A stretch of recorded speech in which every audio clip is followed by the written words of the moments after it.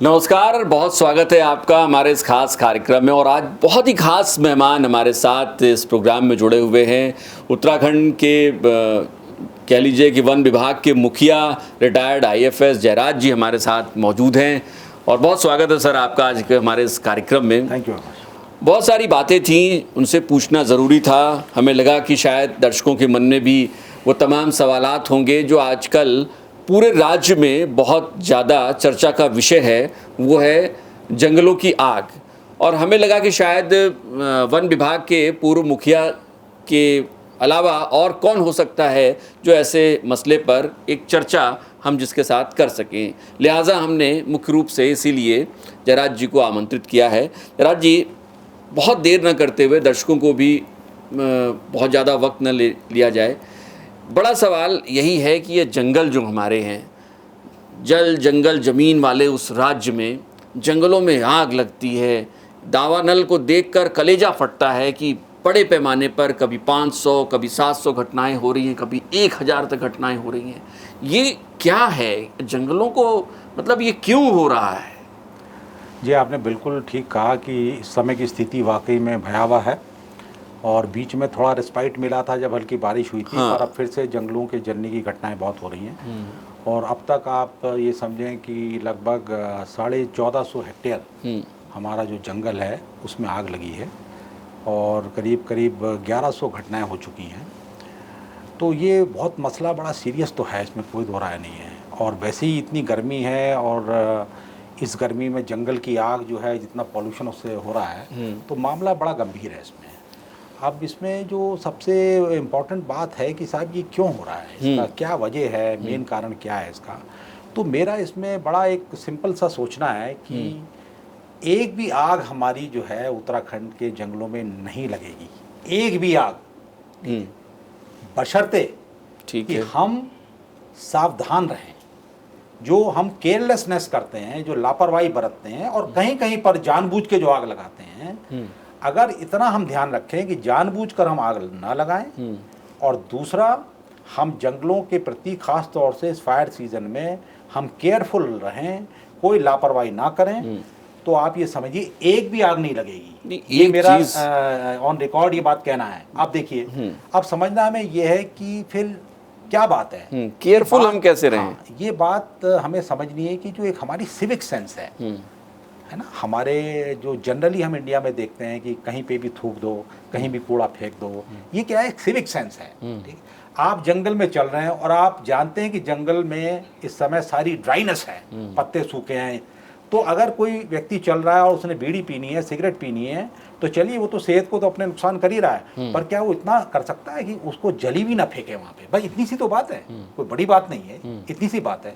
दूसरी बात है कि आप अपना जब खेत की सफाई करते हैं, किसान भाई हमारे, तो वो कूड़ा जितना होता है, एक फसल काटते हैं तो बड़ा कूड़ा हो जाता है ना, उसको वो इकट्ठा करके और जलाते हैं मैदानों में, जिसे पराली जलाना कहते हैं, वो भी है। तो हमारे यहाँ अपने तरह का एक वो एग्रीकल्चरल वेस्ट है जिसमें आग लगाई जाती है। ठीक, वैसे तो देखो उसका डिस्पोजल ये बहुत गलत है, आग लगाना है, एनवायरमेंट में सारा जो है कार्बन एमिट हो जाता है उससे। पर चलिए, जो प्रैक्टिस हो रही है, अब क्या है कि उसमें इतनी सावधानी तो बरतनी है कि साहब वो जो जंगल चारों तरफ है उसमें वो आग फैलने ना पावे। कहने का मतलब है आपको बाउंड्री पे आपको अलर्ट रहना है, बस इतनी सी बात है। ठीक है। और तीसरा जैसा है कि जो जानबूझ के आग लगा रहे हैं, जानबूझ के क्यों लगा रहे हैं? जानबूझ के आग लोग इसलिए लगा रहे हैं कि उनको लगता है कि अगर हम यहाँ पे जंगलों में आग लगाएंगे तो एक तो जो चीड़ की जो पत्तियां हैं, जो फिसलन जिसकी से होती है, और जानवर कभी कभी फिसल के गिर भी जाते हैं नीचे, एक तो वो फिसलन नहीं होगी, वो सब जल जाएंगी, पहली बात। दूसरी बात है, लोगों को एक ये भी एक है कंसेप्ट के साथ, जब हम आग लगा देंगे तो बारिशें आएंगी तो वहाँ पे बहुत अच्छी घास आएगी। ठीक है, और घास आने से क्या होगा, हमारे जानवरों के लिए फॉडर होगा वो, है ना। तो ये कुछ कंसेप्ट हैं लोगों के बीच में जो उनको प्रेरित करते हैं कि चलो चुपचाप से आग लगा दो। तो अगर आप देखें तो सारी जो ये जंगलों की जो समस्या है ये ह्यूमन बेस्ड है। आपकी बातों से कहीं ऐसा तो नहीं है कि सरकारी मशीनरी जिस तरीके के ट्रेडिशनल जवाब देती है, क्योंकि ऐसा लग रहा है कि ये सारी आग जो है वो इंसानों के ज़रिए ही लगाई जाती है। क्या कोई और इंसिडेंस नहीं हो सकता है जिससे आग लगे जंगलों में? ऐसा है कि हमारे यहाँ पे वैसी सिचुएशन नहीं बनती है। कि नेचुरल कारण से हो। नेचुरल कारण क्या हो सकते हैं, जैसे बांसों में रगड़ हो, उससे कोई चिंगारी पैदा हो, या पत्थर आपस में रोल करें उनमें कोई चिंगारी पैदा हो। ऐसी सिचुएशंस हमारे यहाँ नहीं होती हैं।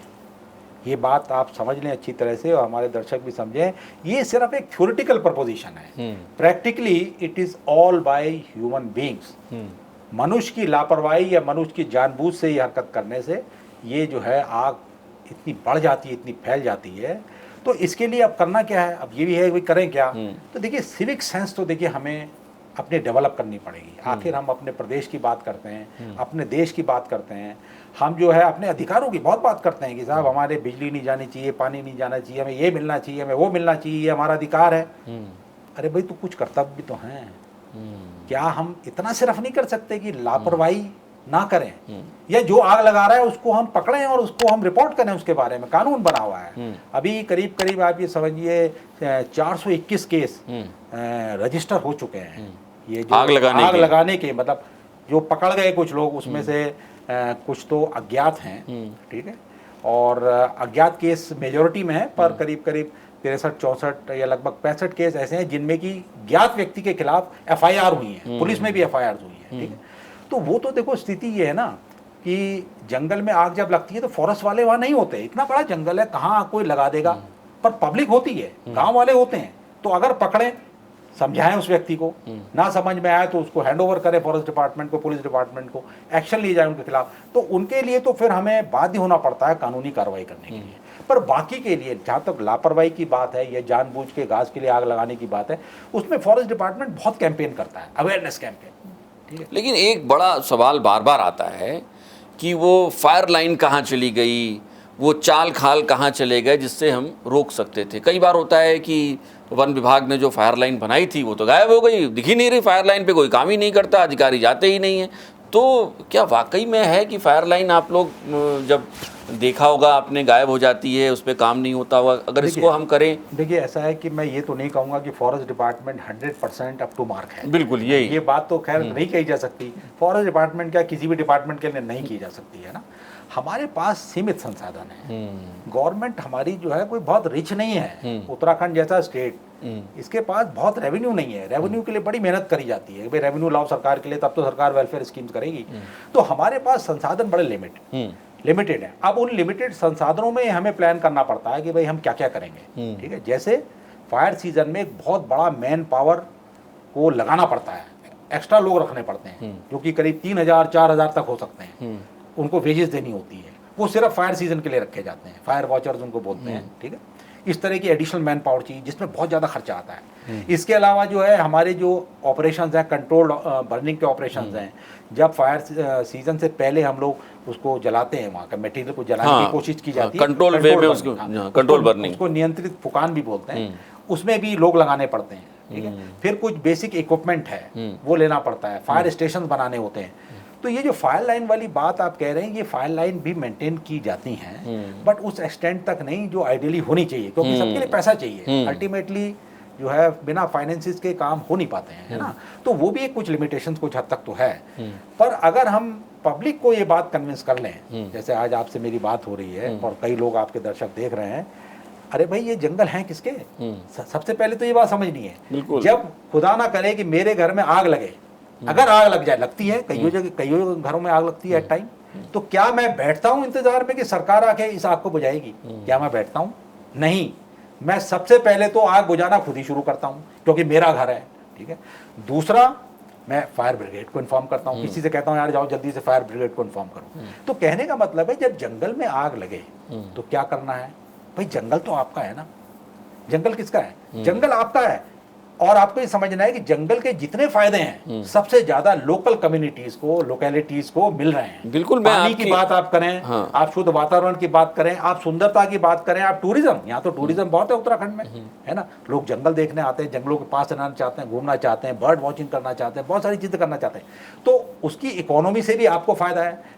पानी के स्रोत जंगलों पे डिपेंडेंट है। जैसे आप कह रहे थे पानी का क्या हो गया, पानी खत्म हो रहा है, डेफिनेटली पानी की बहुत बुरी हालत है, पानी पीने का भी नहीं मिल पा रहा है, पहाड़ों में बड़ी दिक्कत आ रही है ना, जबकि इतनी बारिश हो रही है यहाँ पे।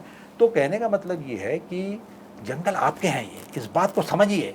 सरकार सरकार सरकार करे, ये नहीं है। अभी बीच में मुझे बड़ा अच्छा इन्फॉर्मेशन मिली थी कि एक कोई बारात जा रही थी और बारात ने देखा साहब कि जंगल में आग लगी है, सारे बाराती साहब उतरे, उन्होंने कहा ये बारात होगी बाद में, पहले हम जंगल की आग बुझाएंगे। तो ऐसे केसेस भी हैं, ऐसे भी केसेस हैं। क्योंकि मैं ये सवाल आप अगर जनता के नज़रिए से हम देखें तो 5 लोगों की डेथ रिपोर्ट हुई जंगल की आग बुझाते हुए। तो मेरा अपना मानना है कि उत्तराखंड की जनता जंगलों की आग बुझाने के लिए उतर रही है। 2-3 लोग तो बिल्कुल आग बुझाते हुए झुलस गए, जिसमें और उनके जो मवेशी थे वो भी उसकी चपेट में आए। तो कई बार ऐसा होता है कि जनता जो सोच रही होती है वो ये सोच रही होती है, जैसा आप रिसोर्सेज के बारे में अगर बात कर रहे हैं तो जनता ये सोच रही होती है कि भाई पूरा महकमा काम कर रहा है, राज्य का इतना बड़ा महकमा है, इतनी बड़ी मशीनरी है उसके पास, तो वो कुछ नहीं कर पा रही है और हम अकेले प्रयास करके क्या करेंगे। हालांकि लोग करते हैं, 5 लोगों की डेथ इस बार रिपोर्ट हुई है आग बुझाते ही हुई। तो जनता ये सोच रही होती है कि भाई वन विभाग के पास इतना रिसोर्स है, वो नहीं बुझा पा रहा है, हम कैसे करें इसको। देखिए ये एक मिथ है। जनता को ये बात समझनी है कि चाहे फॉरेस्ट डिपार्टमेंट हो या कोई भी डिपार्टमेंट, गवर्नमेंट के रिसोर्सेज बड़े लिमिटेड हैं। ठीक है, पुलिस का ही आप केस ले लें, इतना बड़ा, इतनी आबादी हमारी 1 करोड़ से ज़्यादा उत्तराखंड की, अब तो और काफ़ी हो गई। तो हम कैसे मान लें कि अगर कोई क्राइम होता है तो पुलिस तुरंत पहुंचेगी, तुरंत सब कुछ हो जाएगा। उनके भी लिमिटेड संसाधन है, फॉरेस्ट का भी यही हाल है, फॉरेस्ट भी बहुत लिमिटेड संसाधन है हमारे पास, और हमें बहुत सारी एक्टिविटीज़ करनी है हमें। तो जनता को ये बात समझनी है। और दूसरा, हमारा बड़ा स्पेशल केस है, हमारी प्रॉपर्टी खुली है, हमारी प्रॉपर्टी ताले में नहीं है। हम किसी को ये नहीं कह सकते कि भैया ये ताला लग गया, आप अंदर नहीं घुसेंगे। अगर इतना होता तो बड़ा आसान होता, फिर तो हम ताले मार देते इसमें। पर हमारी ओपन प्रॉपर्टी है, जानवर जा रहे हैं, मवेशी, वहाँ पे लोग जा रहे हैं, लोगों के रास्ते बने हैं, कई 100 किलोमीटर के तो जंगल के रास्ते हैं जहाँ लोग चलते हैं। ठीक है, और गाड़ियाँ भी चल रही हैं, खूब चल रहा है। तो हमारी प्रॉपर्टी के साथ प्रॉब्लम क्या है कि ओपन प्रॉपर्टी है। और उत्तराखंड जैसी प्रदेश में 71% हमारा भौगोलिक क्षेत्रफल जो है वो जंगल कहलाता है, फॉरेस्ट कहलाता है। आप समझ रहे हैं ना। तो इतनी ओपन प्रॉपर्टी को अगर हमें प्रोटेक्ट करना है तो कोई भी डिपार्टमेंट अकेला, फॉरेस्ट को तो छोड़िए, फॉरेस्ट, पुलिस, तमाम तरह के जितने भी हमारे एनफोर्समेंट डिपार्टमेंट सब मिल जाए तो भी नहीं कर सकते इसको। कब हो सकता है ये? जब हमें आप लोगों का साथ मिले, जनता का साथ मिले, तो बड़ी आसानी से हो सकता है, बड़ी आसानी से हो सकता है। तो ये हमें थोड़ा सा इसमें माइंडसेट बदलना पड़ेगा कि गवर्नमेंट करे। क्यों करे गवर्नमेंट? मैं अपना कर्तव्य तो करूंगा, और हम भी आपसे क्या कुछ ज़्यादा कुछ कह रहे हैं, हम तो सिर्फ इतना कह रहे हैं कि भाई क्या आप लापरवाही से बचा सकते हो? क्या लापरवाही छोड़ सकते हो? क्या जो आदमी आग लगा रहा है उसको आप पकड़वा सकते हो? क्योंकि आप एक कम्युनिटी है, वहाँ पे आप रह रहे हैं, आपके जंगल को कोई नुकसान कर रहा है, और वो जंगल आपको पानी दे रहा है, तमाम चीज़ें आपको दे रहा है, सारे जो जितने भी एनवायरमेंटल बेनिफिट्स हैं उसका फ़ायदा आप उठा रहे हैं। तो भाई आपकी इतनी तो ड्यूटी अपने जंगल के प्रति बनती है ना। फॉरेस्ट डेफिनेटली अपना काम करेगा, हमें तो तनख्वाह मिलती रही है इस बात की, ठीक है, और अब पेंशन मिल रही है। हम तो अपना काम तभी भी किए और आज भी हम उसका पार्ट हैं। लेकिन एक बार अगर सोचिए, मैं जहाँ तक सोच पा रहा हूँ कि क्या सिर्फ ह्यूमन एक्टिविटीज़ से लगने वाली जो आग है वो इतने बड़े स्केल पे फैल सकती है कि आप 1000 तक की घटनाओं को रिपोर्ट कर रहे होते हैं एक ही समय में? ऐसा हो सकता है? हाँ, देखिए ऐसा है कि जो टेक्नोलॉजी है अब हमारे पास वो बहुत एडवांस्ड है। तो सैटेलाइट्स हमारी जो है पिक्चर्स ले रही है और उसका एक पूरा मैकेनिज्म बना हुआ है। ठीक है, उस मैकेनिज्म के तहत क्या होता है कि हमें तुरंत पता लगता है कि साहब यहाँ लग गई, यहाँ लग गई, यहाँ लग गई। ठीक है, वो सब सैटेलाइट इमेजरी बेस्ड है वो। तो उससे क्या है कि हमारे लोग जो हैं वो रेडी रहते हैं और वो जाते हैं। पर आपको एक बात समझनी है, हमारे फायर स्टेशन बने हुए हैं। अब एक फायर स्टेशन का जो दायरा है उसमें अगर 4 जगह आग लग गई तो एक फायर स्टेशन, जिसको हम क्रू भी कहते हैं, उसमें क्रू में 6-7 लोग होते हैं। अब वो कहाँ भागेंगे? अगर 4 जगह आग लग गई तो एट ए टाइम वो 1 जगह 2 जगह तो जाएंगे, बाकी जगह कैसे जाएंगे? और इतना गर्म इस समय हो रहा है। आप देखिए देहरादून का जो गर्मी का रिकॉर्ड है पिछले 6 साल का टूट गया इस बार। और जिस तरह से माहौल, परिवेश हमारा गर्म हो रहा है, जिसको ग्लोबल वार्मिंग भी हम कहते हैं, ठीक है, जिस तरह से उसकी जो इम्पैक्ट दिख रहा है, अब उसके लिए कोई साइंस और रिसर्च तो मुझे नहीं लगता, अब तो आम आदमी फील कर रहा है उसको, अरे ये तो क्या हो गया, ऐसा तो कभी नहीं होता था। ठीक है, तो ऐसे में जो है बिना जनता के सहयोग के ये नहीं हो सकता। इतनी गर्मी है कि जरा सी किसी ने बीड़ी छोड़ी अपनी तो वो अपने आप में एक भयंकर आग बन जाती है, अगर उसको नहीं बुझाया गया। बहुत तेजी से फैलती है। और उसके बाद क्या होता है, जो हवाएं चलती हैं, पहाड़ है यूं करके नीचे से हवाएं यूं ऊपर चलती हैं, ले जाती हैं उसको, वो आग बहुत तेजी से बढ़ती है आगे। ठीक है, और बड़ी भयंकर रूप भी ले लेती है। और पिरुल को लेकर बार बार सवाल उठते हैं कि पिरुल जो है हमारे लिए एक एक श्राप की तरह हो गया है, पिरुल से बहुत आग फैल रही है, पिरुल को हटा दो, पिरुल के पेड़, चीड़ के पेड़ ही काट दो एकदम, क्या ऐसा संभव है? और पिरुल को हम लोग देखिए, ऐसा है, हमारी खूबी ये होनी चाहिए कि हम हर एडवर्सिटी को अपॉर्चुनिटी में बदल दें। कैसे कर पाएंगे? देखिए, नेचर है ये, नेचर में चीड़ इतनी बुरी तरह से आया हुआ है और चीड़ के बड़े फायदे भी हैं। ये सब कहने की बातें, चीड़ के पेड़ को विलेन बना दिया गया अननेसेसरली। चीड़ से देखिए इतना तो रेजिन निकल रहा है, लीसा, हजारों लोग रोजगार पा रहे हैं। उस लीसा से इतना तकड़ा रेवेन्यू गवर्नमेंट को आ रहा है, ठीक है, लकड़ी से भी बहुत रेवेन्यू आ रहा है, आप समझ रहे हैं बात को। और चीड़ उन जगह पे आ रहा है जहां पे कुछ आ भी नहीं सकता है। मान लीजिए आप कोई ये थ्योरेटिकली को सोचे कि भाई मैं चीड़ को साफ करके यहाँ पे मैं बांझ लगा देता हूँ, तो बांझ सूख जाएगा, बांझ आना नहीं है, उसमें सारा पैसा बेकार हो जाएगा। तो कम से कम ग्रीन कवर तो है चीड़ की वजह से। तो ये कह देना कि साहब चीड़ को हटाओ, ये समाधान नहीं है। तो क्या समाधान है? जैसे मैंने कहा कि कोई एडवर्स सिचुएशन को अपॉर्चुनिटी में कैसे बदलना है। चीड़ की नीडल अपने आप में एक बहुत बड़ी अपॉर्चुनिटी है। क्या है? इससे पावर बन रही है, इससे एनर्जी ब्रिकेट्स बन रहे हैं, ठीक है। और पावर और एनर्जी तो आजकल सबसे कॉस्टली इशू है अगर हम बना सके। और हमारी गवर्नमेंट ने जो हमारा यूरेडा है, जो नॉन कन्वेंशनल एनर्जी का डिपार्टमेंट है, एजेंसी है, उन्होंने बड़ा सारा इसको प्रमोट किया है। फॉरेस्ट डिपार्टमेंट भी पार्टनर है उसमें, कि भाई चीड़ की आप नीडल्स इकट्ठी करें, उसका जो भी पैसा गवर्नमेंट तय कर रही है, वो 50 रुपीज कर दिए पर केजी। 50 रुपीज़ पर केजी नहीं है, वो आप ब्रिक की बात कर रहे हैं। वो एक एनर्जी ब्रिक्स बनाने की बात हुई है, जो आईआईटी वालों ने कहा हमने कुछ बनाई है। अच्छा, उसका उन्होंने रेट 50 रुपीज़ रखा है। वो आने दीजिए मार्केट में, तब तो देखेंगे उसको। उसमें हिमाचल में भी शायद एक्सपेरिमेंट हुआ है उसका। पर चीड़ का जो नीडल्स का रेट गवर्नमेंट ने फिक्स कर दिया है, शायद 2 से 3 रुपए किलो है, ऐसा कुछ है। उसके बाद वो कलेक्शन होगा, वो पैसे लोगों को मिलेंगे, फिर वो जो है मटेरियल जो है वो ऊर्जा बनाएगा, इलेक्ट्रिसिटी बनाएगा। उसके कई प्लांट्स ये प्राइवेट उसमें लग गए हैं, प्राइवेट सेक्टर में लगा दिए लोगों ने। गवर्नमेंट ने बहुत सपोर्ट किया। फिजिबल है? बिल्कुल फिजिबल। आप बताइए, प्राइवेट एंटरप्रेन्योर तो पैसा वहीं लगाएगा ना जहां देखेगा फायदा है कि नहीं। ऐसे तो नहीं लगाएगा। सरकार लगा सकती है सोशल बेनिफिट्स के रूप में, सोशल वेलफेयर के रूप में, पर प्राइवेट एंटरप्रेन्योर जो है वो पूरी तरह से पूरी स्टडी करता है कि भाई मुझे बचेगा कुछ के नहीं। और एक नहीं, कई लगा दिए उत्तराखंड में, और पावर बन रही है। तो कितनी बड़ी बात है। ऐसी एनर्जी ब्रिकेट्स की बात हो रही है। आईआईटी ने, अभी मैं पढ़ रहा था कि बहुत अच्छी को मशीन बनाई है, 90 किलो उसका वेट है, उसमें ना बिजली चाहिए ना कुछ चाहिए, उससे वो कंप्रेसर्स हैं उसमें, उससे ये ब्रिकेट्स बन जा रहे हैं और बहुत अच्छा एनर्जी का एक सोर्स बन जा रहा है। तो कहने का मतलब ये है कि सिचुएशन थ्योरेटिकली कोई कह सकता है कि साहब पेड़ काट दो, चीड़ की फ्लोर को साफ कर दो, नीडल हटा दो। अरे भाई, who will do it? It's so costly affair, it's not possible, ठीक है।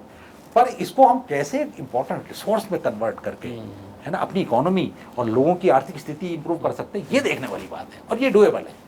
अच्छा, आप तो जंगलों की दुनिया से जुड़े रहे हैं। देश में और भी बहुत सारी जगहों पर जंगल हैं। ये जंगलों में आग लगने की घटनाएं उत्तराखंड में ही पिछले कुछ सालों में बढ़ी हैं या फिर अन्य राज्यों में भी ऐसी घटनाएं हैं? देखिए, ऐसा, ये सवाल आपका इसलिए खास अच्छा है, इसको मैं अच्छा इसलिए बोलूँगा, ये उत्तराखंड लाइमलाइट में क्यों आता है? क्योंकि जब फायर सीजन होता है तो यहाँ यात्रा शुरू हो जाती है, उसमें आता है वीआईपी। अब बड़े बड़े जो इंपॉर्टेंट लोग हैं वो इस रूट पे चलेंगे और उनको धुआं दिखेगा। जल तो हिमाचल भी रहा है, जल तो जम्मू एंड कश्मीर भी रहा है, पर हमारे साथ क्या है कि हमारा जो ये रिलीजियस टूरिज्म है, इसका कुछ मैचिंग हो जा रही है। अब देखिए, ये 4 धाम की यात्रा शुरू हो गई, ठीक है, और यही टाइम है मैक्सिमम फायर्स का, मई और जून। अब ये आग लगेंगी, आग लगेंगी तो बड़े बड़े इंपॉर्टेंट, कोई प्राइम मिनिस्टर ऑफिस से आ रहा है, कोई केंद्रीय मंत्री है, कोई फलाना, कोई और स्टेट से आ रहा है, कई गवर्नर्स आ रहे हैं, अरे भाई ये क्या हो रहा है, ये क्या हो रहा है। तो फिर वो बात जो है बढ़ने लगती है, और बात कहाँ तक पहुँचती है? सुप्रीम कोर्ट तक, और इस समय भी सुप्रीम कोर्ट में पहुंची हुई है। हाँ, बिल्कुल, मैं आ रहा था। तो ये, हाँ, ये जो चीज़ है ना, ये हर साल हो रहा है। मतलब ये कोई ऐसी बात नहीं है कि इस साल ज़्यादा हो रहा है, हर साल का आप ये हाल देख लें। मार्च से ये सुबुहाट शुरू हो जाती है और जून में आके काफ़ी बढ़ जाता है। उसके बाद जैसी बारिश आती है फिर लोग भूल जाते हैं कि क्या हुआ। ठीक, जो आपने जिक्र किया सुप्रीम कोर्ट का, सुप्रीम कोर्ट ने बड़ा सख्त रवैया अपनाया है इस पर और रिपोर्ट भी मांगी है। क्या आपको लगता है कि जंगलों की आग को बुझाने के लिए कोर्ट तक की दौड़ हमें लगानी पड़ेगी? अगर हम अभी नहीं चेते या फिर हमारे पास कोई ऐसा मैकेनिज्म नहीं आया तो कोर्ट के हस्तक्षेप से कुछ हो पाएगा? देखिए, ऐसा है कि हमें समझना है कि जो हमारा पब्लिक इंटरेस्ट लिटिगेशन का जो सिस्टम है, ये बड़ा इंपॉर्टेंट है, ठीक है। जब कोई व्यक्ति ये समझता है कि साहब एडमिनिस्ट्रेटिवली सरकारी एजेंसी चीज़ें ठीक नहीं कर रही है, तो उसके पास एक रिकॉर्स है कि वो कॉन्स्टिट्यूशन के तहत जो है सुप्रीम कोर्ट जाए, ठीक है, या हाई कोर्ट का दरवाज़ा खटखटाए। ये बिल्कुल उनका एक लीगल राइट है सबका, फंडामेंटल राइट है एक तरह का ये। तो बिल्कुल ये एक अच्छी बात है कि कोर्ट उसमें, और वो भी सुप्रीम कोर्ट, इसका पूरा रिव्यू करे। और सुप्रीम कोर्ट का बड़ा एक बैलेंस एक आउटलुक रहता है इन सब मामलों में। ऐसा नहीं है कि वो कोई थ्योरेटिकल बात कर रहे हैं कि साहब ये कर दिया जाए, वो कर दिया जाए। वो बहुत ही मैच्योर्ड और बैलेंस्ड उनकी अप्रोच रहती है जजेस की, और उस पर वो रिव्यू करते हैं, देखते हैं, और डिपार्टमेंट को पूरी अपॉर्चुनिटी दी जाती है, गवर्नमेंट को पूरी अपॉर्चुनिटी दी जाती है कि भाई आप क्या करना बताइए। ठीक है, तो जब वो सारी बातें उनके आगे आती हैं तो देखते हैं कि भाई समुचित कार्रवाई हो रही है कि नहीं हो रही है। ठीक है, तो जाहिर सी बात है कहीं लैक है तो सुप्रीम कोर्ट डायरेक्शन देता है या हाई कोर्ट डायरेक्शन देता है, तो वो स्वागत योग्य है। और उससे डेफिनेटली जो हमारी एडमिनिस्ट्रेटिव एजेंसी है, चाहे वो फॉरेस्ट डिपार्टमेंट या गवर्नमेंट है, उसमें डेफिनेटली फर्क पड़ता है। तो गियर अप करते हैं लोग, ऐसा नहीं है क्योंकि कोर्ट ने कहा, सुप्रीम कोर्ट ने कहा, तो we have to do it. तो वो एक तरह से मैं तो समझता हूँ कि कॉम्प्लीमेंट्री है एक तरह से देखा जाए, तो उसको मैं एक पॉजिटिव मानता हूँ। अच्छा, आप मुखिया भी रहे हैं वन विभाग के।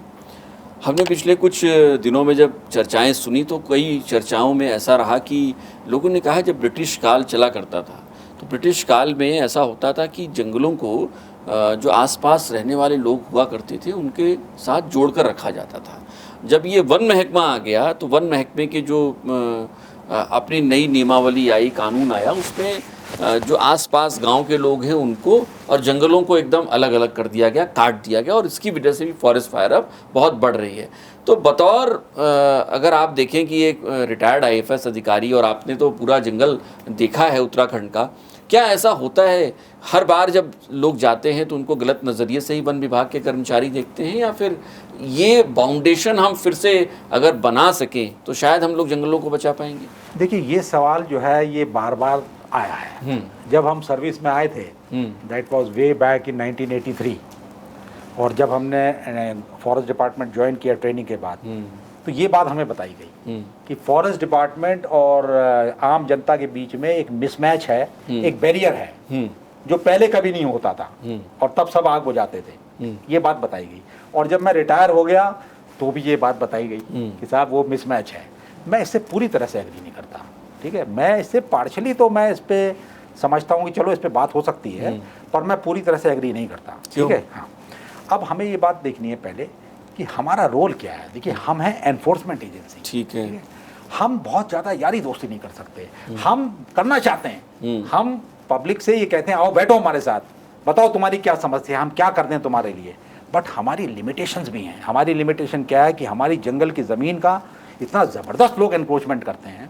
ठीक है, बीच में देखिए एंटी एनक्रोचमेंट ड्राइव भी बहुत चली थी। हमारे मुख्यमंत्री जी ने बड़ी अच्छी ड्राइव चलवाई, भाई हटाओ ये सबको, हटाओ। ठीक है, पब्लिक लैंड पे कैसे कोई इस तरह से कर रहा है।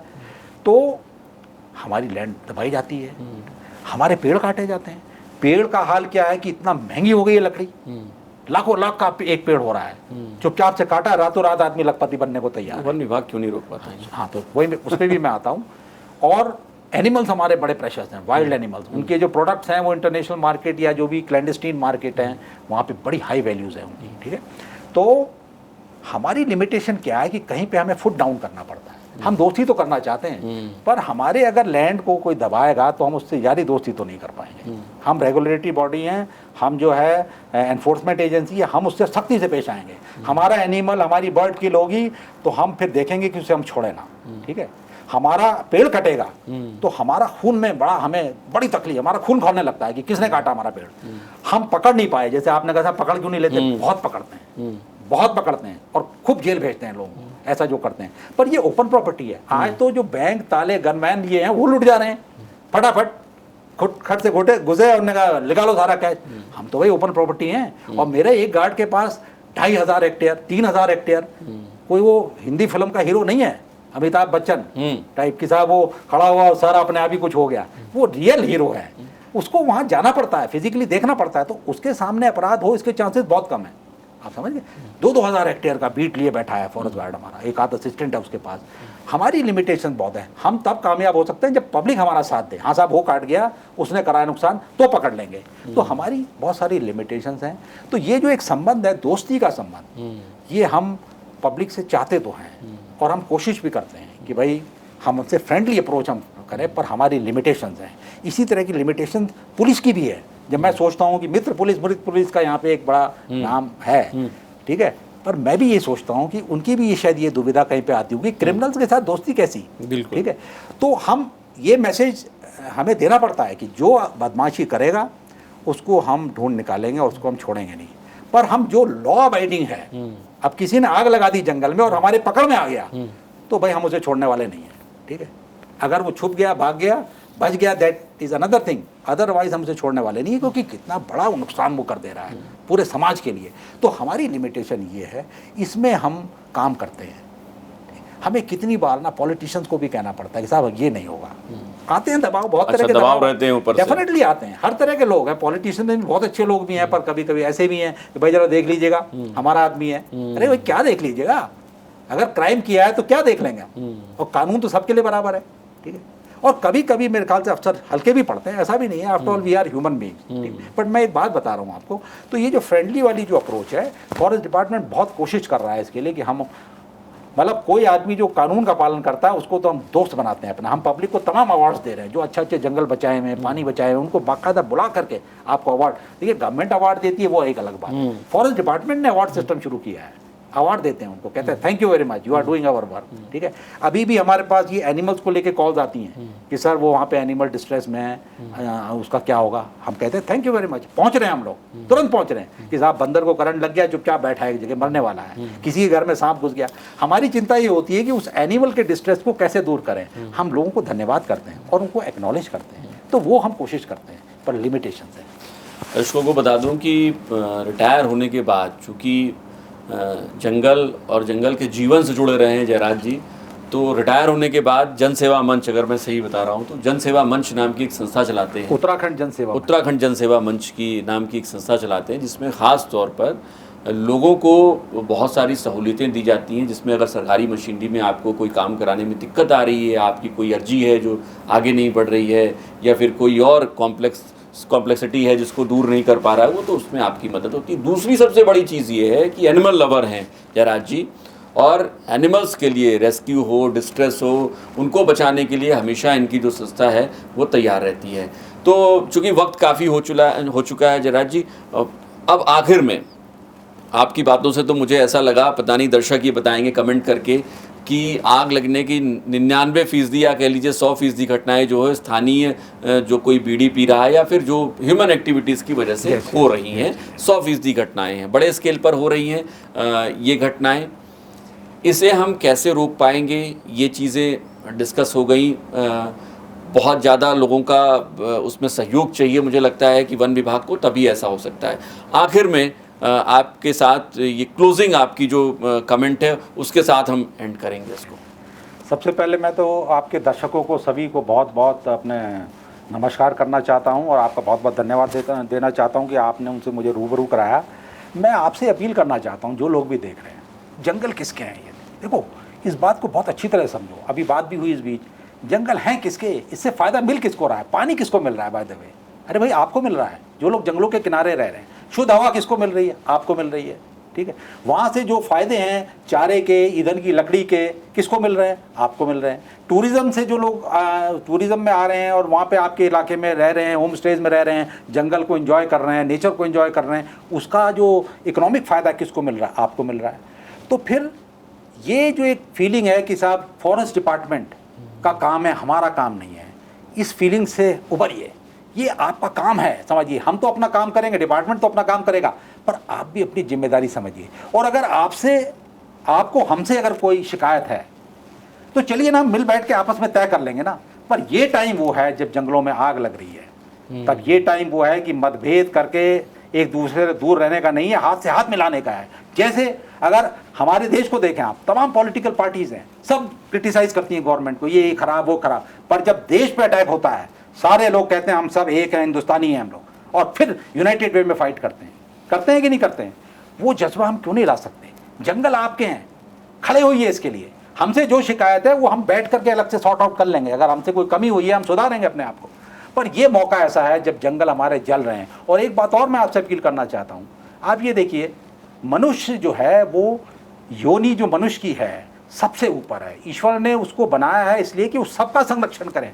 आप ये देखिए जंगलों में क्या होता है, आग तो आपको दिखाई पड़ी, पर वो कीड़े मकोड़े, वो जीव जो छोटे थे जो कहीं भाग नहीं सकते हैं, वो कितनी बुरी तरह झुलसते हैं। झुलसते हैं कि नहीं झुलसते हैं, ठीक है। चिड़िया अगर है तो एक बार उड़ के चल निकल जाएगी वो, टाइगर है तो वो भी हो सकता है दौड़ लगा के भाग जाए, पर जो बेचारे चल नहीं सकते तेजी से और आग इतनी तेजी से फैलती है, उनके लिए कोई व्यथा है हमारे में कि नहीं? वो बेचारे कहाँ जाएंगे? वो तो आपकी तरफ देख रहे हैं, उनका कल्याण आपको करना है, उनकी जिम्मेदारी भी आप ही की है। तो हम अपनी जिम्मेदारी समझें, ये संवेदनशीलता मनुष्य में दी गई है, इसका हम ध्यान रखें, उनकी रक्षा का दायित्व भी हमारा है। तो अब करेंगे क्या हम लोग? हमारी कोशिश ये होनी चाहिए कि अगले साल एक भी आग ना लगे। मैंने जैसे बताया इंटरव्यू में कि लापरवाही है, लापरवाही बंद कर दीजिए, मैं आपको बता रहा हूँ एक भी आग नहीं लगेगी, और ये डुएबल है, ये कोई मैं ऐसा थ्योरेटिकल बात नहीं कर रहा हूँ। पर अब इस समय आग से मुकाबले का टाइम है, अब बहुत प्लानिंग का भी टाइम नहीं हुई, आग लग रही है जगह जगह, आगे बढ़िए, आग को बुझाने में आप हमारी मदद करिए।